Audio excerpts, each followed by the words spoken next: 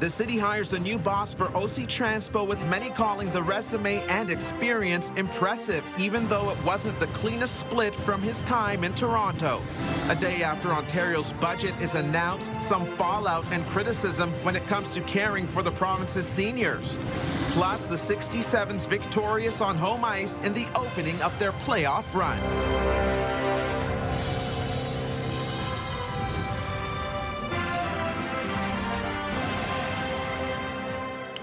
Good evening. OC Transpo is announcing the hiring of a new boss, and while the name and resume is impressive already, there are questions about his time running Toronto's public transit system. Rick Leary has previously worked in Boston at the Massachusetts Bay Transportation Authority and at York Region Transit in the GTA. In 2017, he was appointed the CEO of the TTC, but resigned 2 years early in 2024. CTV's Natalie Van Roy has more on what happened in Canada's largest city. I want to start by saying how grateful I am for the trust that has been placed in me. Rick Leary, the new general manager of OC Transpo. A former TTC CEO, Leary stepped down in 2024 after a decade with the Transit Authority. You know, we have our challenges with the LRTs, but this isn't something that I haven't seen before, whether it was in Boston or Toronto. He arrives at a time of unprecedented problems at OC Transpo. Disrupted bus service, an aging fleet, repeated breakdowns on the LRT, and the O-Train East extension way behind schedule. We had an opportunity to bring in a proven leader, somebody who has run a much, much larger transit service than the one we have here in Ottawa. Riders just want a system that works. It put a lot of strain on students trying to make it here, forcing them to potentially miss classes, and honestly, it's not right for education to be impeded just because transportation is not working. I'm glad that we have, again, someone in the top job. I'm glad we're bringing in someone new to hopefully get some new perspectives, new ideas, and some strategy to get us moving forward with transit. But Leary faced some controversy in Toronto. He was accused of disregarding employee safety, and during his tenure, there were allegations of workplace harassment within the TTC. You don't always see eye to eye with people, but you know, you have a good relationship and you talk through things. So I can tell you I left on good terms with the chair and the mayor of the city of Toronto. I'll tell you that, you know, I don't deny that there was some accusations. There was never any findings, right? You know, when you're in a job that long, and they'll say it was a pressure cooker. Leary left 2 years earlier than contracted, he said, on his own terms. Here in the nation's capital, his first focus, starting an assessment of the current rail system to see how to fix it. Natalie Van Roy, CTV News. We have extended coverage on OC Transpo's new hire and the problems he's now expected to fix. Just go to our website, ctvnewsottawa.ca. This is a live look through our Centennial Glass Skycam. It is -6 out there right now. The wind chill making it feel slightly colder. Here's Jackie with our first look at the forecast. Well, the dry conditions will continue into tomorrow. We may see a little bit of flurries as we look towards Saturday midday, but it is going to move fairly quickly. For most of the day, we're anticipating a mix of sun and cloud. Taking a look at temperatures, though, we still are going to be a little bit below seasonal, starting things off at -10 tomorrow morning, feeling more like -15. You're going to notice it a little bit windy, similar to today, with gusts between 20 to 40 kilometers per hour. We are getting to a daytime high about -2, so again, not quite above zero, but we are slowly getting there. We'll get a closer look at your long-term forecast in just a bit. Stefan. Thank you, Jackie. In provincial politics, Doug Ford's government is facing criticism over the budget that was just unveiled yesterday. As CTV's Siobhan Morris reports, there are new questions about Ontario's commitment to long-term care. We love long-term care! Woo! There aren't as many construction sites like this across Ontario as the government promised. New long-term care homes or refurbished beds. The government pledged to build 58,000 of them by 2028. This year's budget lays out that only 26,000 are open or in the pipeline. We're going to keep going. We're going to keep building. and we'll get as far as we can because it's the right thing to do. Opposition parties see this as part of a Ford government pattern. They spend hundreds of millions of dollars on advertising to tell us all these things that don't actually happen. Loved ones need a home, a good home for their parents to go into, so it's very concerning. With hospitals backing up and the wait list for long-term care about 50,000 strong. The urgency to develop these beds and to make sure we have enough capacity for our aging population is greater than ever. And there could be an added crisis on the horizon. There are going to be tens of thousands of seniors who may actually even have to move out of their existing long-term care homes because those homes may not make the code requirements in the next 0 to 3 years. This year's spending plan does include an added $1 billion over the next 3 years for home care. That money is going primarily to the personal support workers, adding more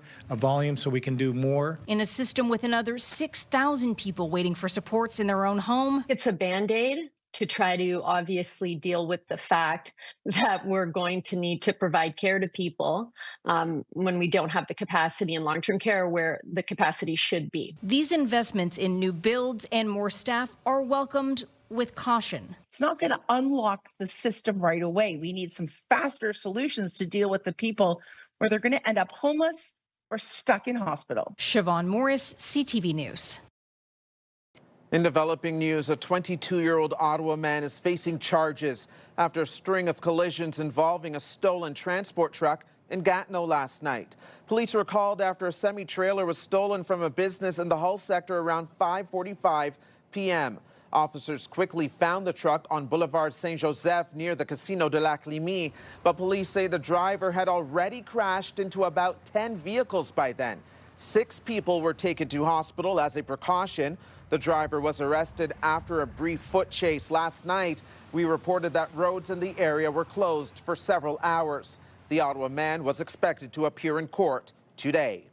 Meanwhile, the 19-year-old charged in the death of a Barrhaven crossing guard appeared in court for a second time today. And CTV News has also learned Xzander Wright is facing impaired driving charges in connection with a separate incident in Brockville. The 19-year-old is charged with failure to stop after an accident causing death in the hit and run that killed 55-year-old crossing guard Peter Clark on Monday.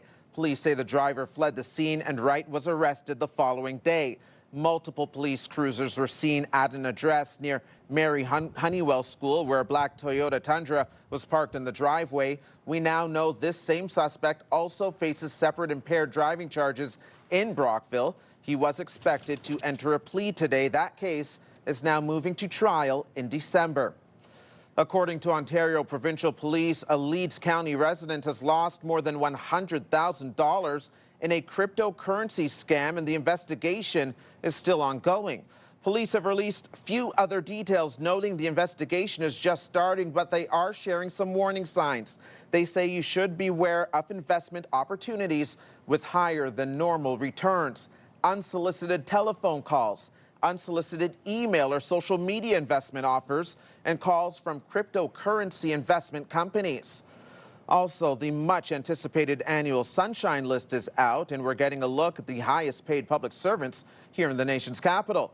City Manager Wendy Stephenson topping the list. She made $455,000 last year. Ottawa Police Chief Eric Stubbs was the second highest earner with a salary of nearly $393,000. He's followed by Deputy Chief Steve Bell at $364,000, and last year Medical Officer of Health Dr. Trevor Arneson earned $355,000. You are paying more for gas, and now you may be wasting some of it idling in traffic because of construction. Multiple major projects are set to begin, and a major one is slated for Woodroffe Avenue. As of Monday, Woodroffe between Richmond Road and Deschenes Street will be fully closed, and the stretch of major road won't reopen until the fall. Here's CTV's Josh Morano. For Maggie Freitas, construction season isn't just an inconvenience, it's impacting her business. It's a nightmare to everybody. It's been a devastation to all the business, to all the residents. Her shop, Flowers by Maggie, is next to the construction project on Woodroffe Avenue. They say the roads are so dangerous. There's a lot of holes. They don't want to drive their cars in. The entrance is dangerous. There's not enough signs indicating how to get in. The signs are really bad. She's had to deal with the Stage 2 LRT construction for nearly 2 years. And starting Monday, a section of Woodroffe will be closed for the second time in less than a year, cutting off a key route to her flower shop. We never had any signs indicating about the closures or the changes of the roads. We have never been giving any notice about any closing streets. So it's been like this from the beginning. But it's not just this project. Construction season is ramping up across the city. Work getting underway on new cycling infrastructure at Laurier and Elgin, plus work continues on Bank Street around Heron Road. It's one of the worst areas in Ottawa that I know of, and it's gone on far, far too long. We do have an area of the city that is full of aging infrastructure, and these things do need to be replaced, but it does come at an expense, and unfortunately that's been our small businesses for the past little while. For Freitas, the focus is staying visible and reminding customers her shop is still open during construction. There will be an entrance to Woodroffe to come into the business, and so it's going to be closed basically only for the major traffic, but only open for the local traffic and for the business. Josh Morano, CTV News. The reason why that's really important now is that as we see the growth in cost of living, affordability, all of these donations will help us get through to the summer months. Coming up, the Ottawa Food Bank's seasonal campaign that's looking for you to give if you can. More details in just a few minutes. Pure Country 94. Ottawa's home for the best country music. Listen for your chance to win $50,000 with Pure Country's big $50K payday. Bows over the Kingston line. Bows driving the net. Bows throws it across. They score! First man there. The Ottawa 67s opening their playoff run on a high note, and fans are hoping it sets the tone for the games to come.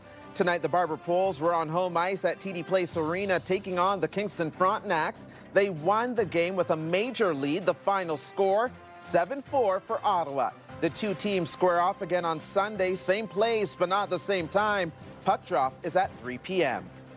Time now for a closer look at the forecast. Here's Jackie Paris.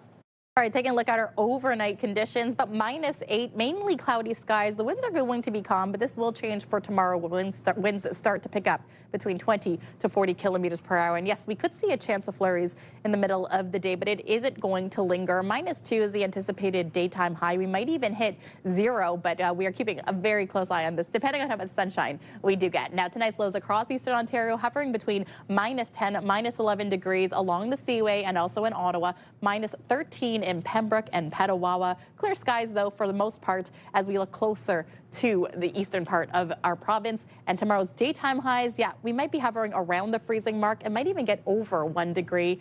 Kingston, Brockville, as well as Cornwall, so a little bit warmer by the lake, but again, by the valleys sitting around -2. Now, as in terms of conditions, as we not look just to Saturday, but to Sunday as well, we might see a little bit of flurry activity in the overnight hours along the Seaway. It is going to move rather quickly, and by the Sunday afternoon, I should say, mainly cloudy skies is what's anticipated in the forecast. I do want to look towards Sunday into Monday, however. So 8 degrees is going to be our Sunday, and that won't be the warmest of the day of the week. It will be Monday. 16 degrees is the anticipated high. And yes, we could see a chance of showers, but looking like it's going to be Monday night into Tuesday where we can anticipate periods of rain, not just for Tuesday, but also for Wednesday. The good news is, even though it's going from 16 degrees to 1 degree, we are trending warmer as we get to the start of early next week. Thank you for that, Jackie. Also a reminder that Earth Hours tomorrow night. That's when major landmarks, buildings, and homes around the world switch off their lights. The annual event is meant to promote energy conservation and create awareness about the impact of climate change. Earth Hour takes place every year on the last Saturday of March between 8:30 and 9:30 p.m. local time. As shoppers fill their grocery carts this weekend, Ottawa's Food Bank will be asking for help to fill the pantries of those in need. CTV's Camille Wilson has the details. As fast as the food comes into the Ottawa Food Bank, it goes out. Last year, we saw 855,000 visits to the Ottawa Food Bank network. That is huge. Ashton Singh and his team are helping unpack boxes and sort food ahead of an annual spring food drive on Saturday. We see what difference happens in the community, and for myself personally, you know, we see the families in need, we see the different communities in need. But it's not just the shelves here that need to be stocked. The food bank supports a network of nearly 100 programs across the city, and the need is growing. I think across not just Ottawa, but across the province and the country, keeping up with donations just doesn't keep up with the demand. So we really do need to keep those food drives going because we need those donations to meet the rise in demand that just seems to outpace us. On Saturday, participating grocery stores will be collecting non-perishable food donations for the Fill the Plates food drive. The reason why that's really important now is that as we see the growth in cost of living, affordability, all of these donations will help us get through to the summer months. Some of those donations will be going to community food banks like the Parkdale Food Centre, where demand has doubled in recent years. We've kind of built this system that cannot possibly be sustained. And so we do really rely on our community, but we recognize that it's not the be-all and end-all solution of neighbors helping neighbors. We also need some more better policies from the different levels of government as well. The food drive will take place between 10 a.m. and 3 p.m. You can find a full list of the grocery stores participating online at ctvnewsottawa.ca. Camille Wilson, CTV News.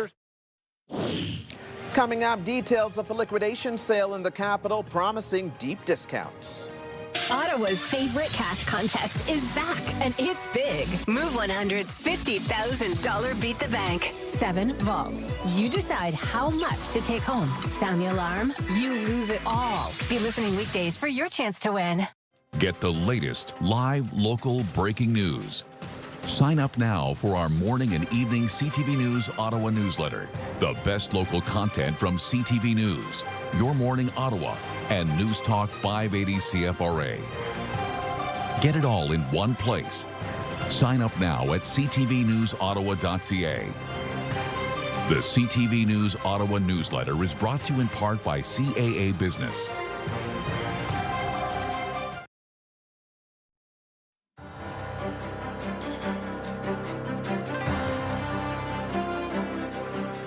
In the midst of an affordability crisis, word tonight that there are still good deals to be had. CTV's Tyler Fleming has more on a liquidation sale happening at the EY Centre this weekend. It is not your typical shopping trip, but the deep discounts are hard to ignore. I can get what I want, and they're like $5. They're very good deals. And here at the EY Centre, you can fill your boots, or in Julianne's case, a shopping cart. Kid stuff. My kitchen stuff. Clothes, costumes, you name it. LED lights. This is a liquidation sale, and the products sold come from all kinds of different stores. Sometimes it's overstock, sometimes it's bankruptcies, sometimes it's samples. You just never know what you find. There are fans, fire pits, bathing suits, sheets, and shirts too. Psst, I'm going to tell you a secret. I've never been on a cruise, but for $5, now I can say that I have. It's a good deal for a bit. Inflation-busting pop-up liquidation sales like this can be comforting, to say the least. You might buy it? Maybe, yes. It is hard to resist the force of these deals. And while you'll find some top labels in the mix, you can also find deals on off-brand items like this. Boost cologne. Smells pretty good. $10. You'll find everything is more than 50% off. Sometimes you'll find it up to 90% off from what you would normally pay. It's kind of like an early Christmas gift. I got some Christmas decor for like a charcuterie board. How much? $5. That's a pretty good deal. It's a great deal. The liquidation sale runs at the EY Centre until Sunday. Tyler Fleming, CTV News. In other consumer news, it'll soon be more expensive to buy a PlayStation 5. Sony says it's moving ahead with price hikes for all models of its flagship console, similar to competitors Nintendo and Microsoft. The official announcement focused on other countries, but the increases are set to take effect in Canada next week. Right now, the current standard PS5 costs $649 before tax. Sony says it's taking this step, citing continued pressures in the global economic landscape. Analysts say likely factors include U.S. tariffs, the Mideast conflict, and computer chip supply concerns. It's difficult for us to understand clearly what role they want to give to CLSCs. Just ahead, how Quebec is looking to help ease the pressure on hospital emergency rooms. We'll tell you that province's latest move in a few short minutes. Every year, an average of 500 children and youth are in cancer treatment at CHIO. Join CTV and Move 100 as we support oncology patients and their families at CHIO by participating in the CN Cycle for CHIO on Sunday, May 3rd. The routes start and finish at the Canadian War Museum with a 15, 35, 70K CN Century Ride, 2 and 5K walk. Get active with a group of friends, family, or a team of colleagues. For more information, visit cncycle.ca.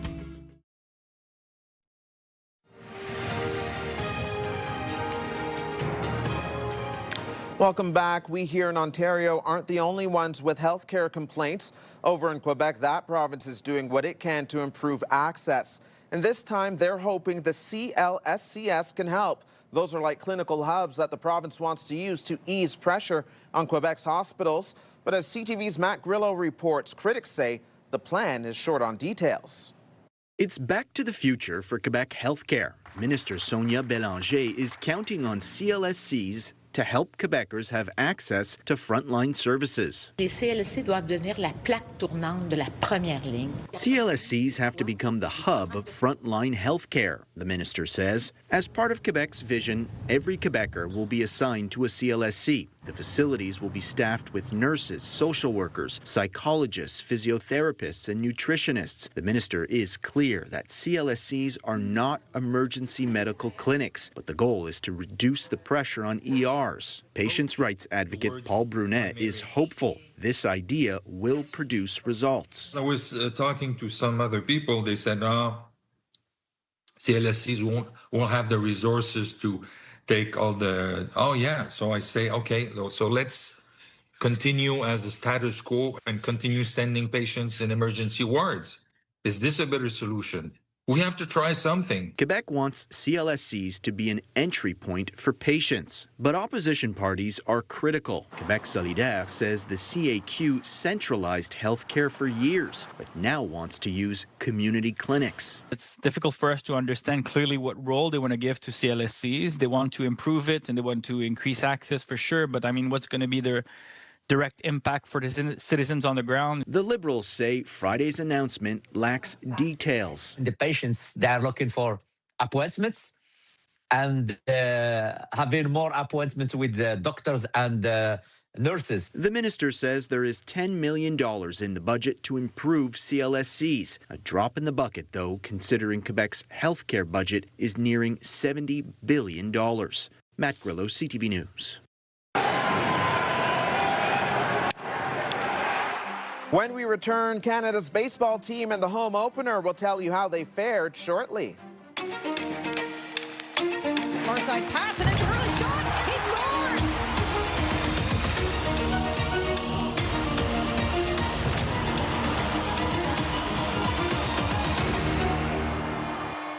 The National Capital Region is jam-packed with incredible experiences you don't want to miss. Hey, I'm Tania Taylor, your iHeartRadio Weekender, powered by Barrhaven Ford.